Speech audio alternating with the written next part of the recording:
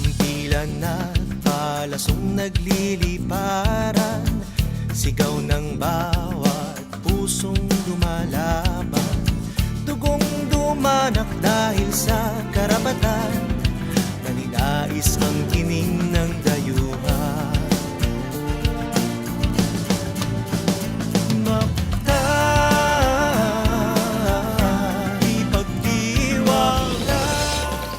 Maukadto mga kapuso ang kantang Mactan, haom kaayo nini ka 500 ka tuig nga kasumaran sa kadaugan sa Mactan. Karong buntaga mga kapuso, makauban nato ang nag-compose o nag-interpret ning maong awit mga kapuso, singer-songwriter gikan sa Malabon City, si Kian Dionisio. Good morning Sir Kian. Welcome to GMA Regional TV Live.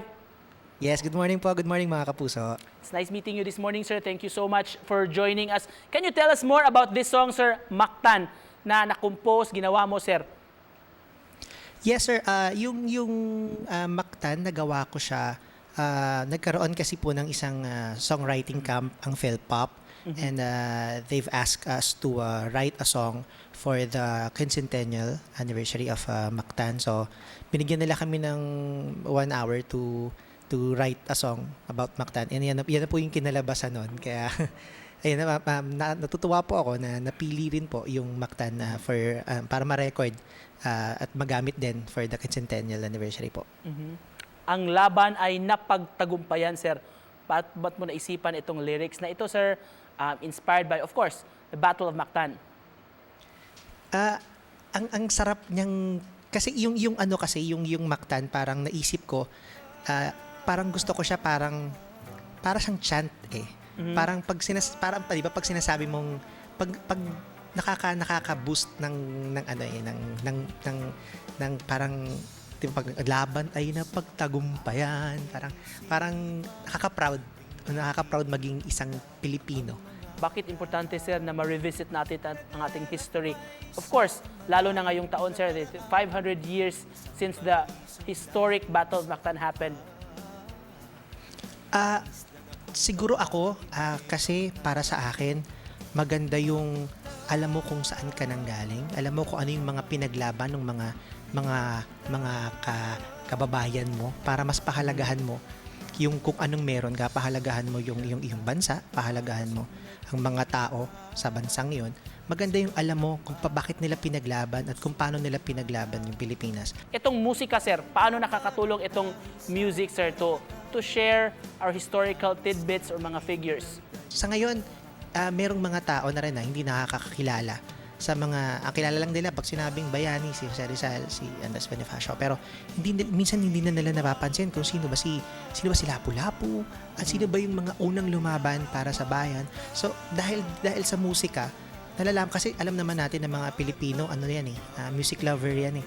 So siguro pag ginamit mo yung musika para ipaalam sa kanilang mga information na hindi nila alam, mas ma-digest nila, mas makukuha nila yon dahil nakakanta nila. How will you convince yung mga kabataan, sir, to also visit mga historical sites? Siguro ang masasabi ko lang para mas maramdaman mo yung pagka-Pilipino mo, alamin mo kung yung history mo, puntahan mo yung mga lugar, wag tsaka na siguro muna yung mga ibang bansa, tsaka na siguro muna yan. And since we're talking about Mactan, sir, yung kanta mo, pwede bang mahingi kami ng sample, sir? Live performance this morning. Sige ba. Mactan,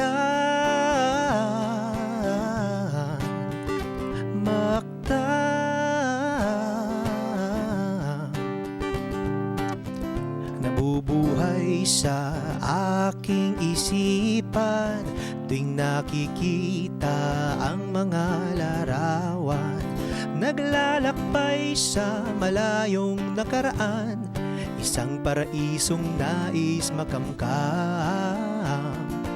Pista na kung tawagin ay Mactan. Mactan, di pagdiwang na kalayaan.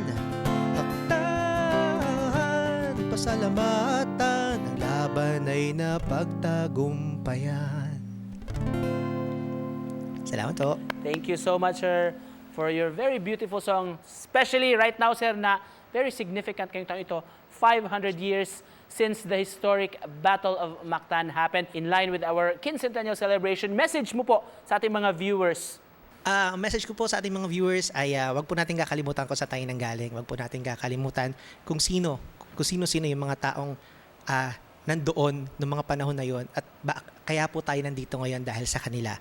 And mahalin po natin ang ating bayan. Yun lang po. And with that, magpasalamat mig dako. Thank you so much for joining us this morning and for sharing your talent sa atong mga kapuso, mga higala, ang atong bida nga singer-songwriter nga nagtagik ni ining kantang Mactan, Sir Kian Junicio. Thank you so much, Sir Kian. Daghang salamat po, Sir Nico. Maraming salamat po, mga kapuso. Salamat.